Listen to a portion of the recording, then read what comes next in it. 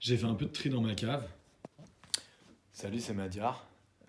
Donc du coup, ça c'est des objets que je vais mettre sur le bon coin. Alors j'ai pas été très présent, j'ai fait quelques bonnes grosses rentrées en militaria, mais de l'anglais, de l'américain deuxième guerre, enfin des trucs cool. Le truc c'est que c'est en exposition dans le CDI de mon établissement.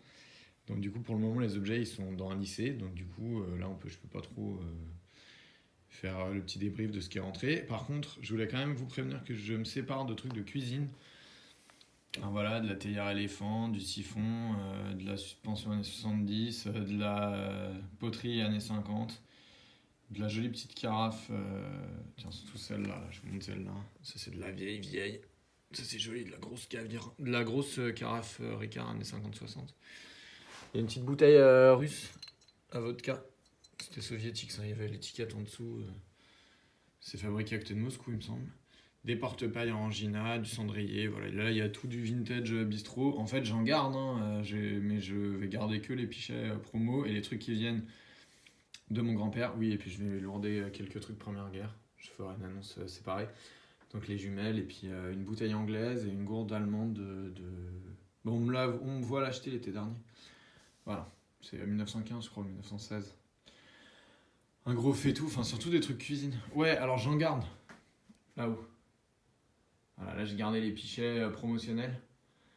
Et puis j'ai gardé par exemple 7 shops pour l'anniversaire de la création du bistrot Est, enfin du buffet de la gare de l'Est. C'était là où bossait mon grand-père. Donc du coup j'ai gardé comme celui-là. Là. Le petit Black and White, c'était son whisky préféré. Et du coup il était bistrot, donc du coup ça je garde des trucs de famille quand même. J'ai un cœur. Voilà, même si ça ne se voit pas.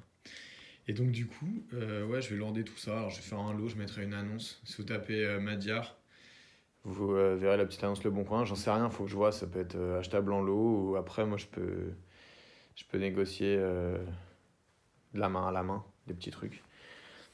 Voilà.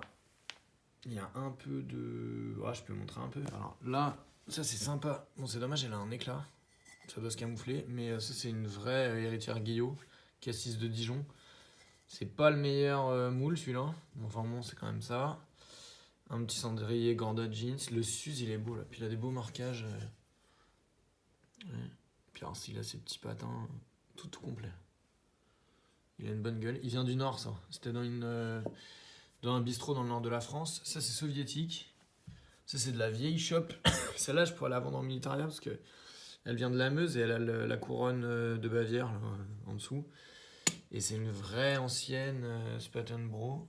Voilà. C'est guerre de 14. Enfin, autour, hein, mais c'est du civil. Voilà, une bouteille qui avait été récupérée dans la Somme, il me semble. Comme la bouteille anglaise, là, c'est anglais, c'est période 19e. Là, du petit pichet, de la poterie allemande. Des pots. Bon, c'est dommage, il est pété, là. Les pots à épices sont cassés, enfin, ils ont toujours une bonne gueule. Voilà. Tac, bah du coup, ouais, si ça vous tente, s'il y a des questions, je peux vendre. Ça, c'est une vraie éléphant. Faut regarder parce que l'éléphant, il y en a de toutes sortes, mais celle-là, elle est bien estampillée, c'est années 80, ça. Voilà. Et sinon, ouais, alors je garde aussi les. Alors, je peux montrer ça, bon, alors ça, je garde. Bon, ça vient de la cuisine de mon arrière-grand-mère, donc ça, je les garde, c'est un des seuls trucs que j'ai qui viennent d'elle.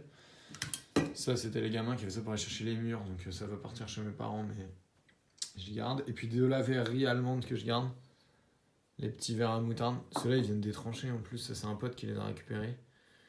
Qui les a trouvés dans la Meuse. Et ça, pareil. Ça vient de la cabane. Non.